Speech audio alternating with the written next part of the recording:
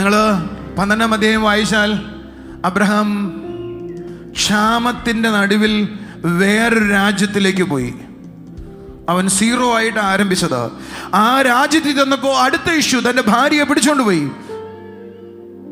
ഒരു നല്ല ഹല്ലേലൂയ പറയാവോ? പക്ഷെ അവൻ പിന്നീട് അവിടെ നിന്ന് തിരിച്ചു വരുന്നത് മഹാധനികനായിട്ടായിരുന്നു. ഒരു നല്ല ഹല്ലേലൂയ പറഞ്ഞാട്ടെ. 0-യിൽ നിന്ന് തുടങ്ങിയ ആൾ ഒരു സുപ്രഭാതത്തിൽ ആദിസമ്പന്നനായി.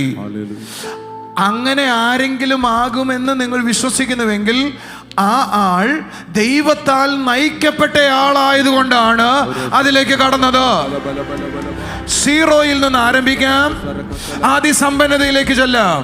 പക്ഷെ എങ്ങനെയാണെന്ന് ചോദിച്ചാൽ ആ തുടങ്ങുന്നത് ദൈവത്തിൽ നിന്നാകണം, ദൈവിക ഗൈഡൻസിലാകണം. ആ ഗൈഡൻസിലാണ് നിങ്ങൾ ചലിക്കുന്നതെങ്കിൽ ഒരു നന്മയും ഇല്ലാതെയായിരിക്കും തുടങ്ങേണ്ടത്. പക്ഷെ ഉയർച്ച തന്നെ പ്രാപിക്കുവാൻ, ഉന്നതി തന്നെ പ്രാപിപ്പാൻ, സമൃദ്ധി തന്നെ പ്രാപിപ്പാൻ, അനുഗ്രഹത്തിലേക്ക് എത്താൻ നിങ്ങൾക്ക് കഴിയുമെന്നാണ് ശരി.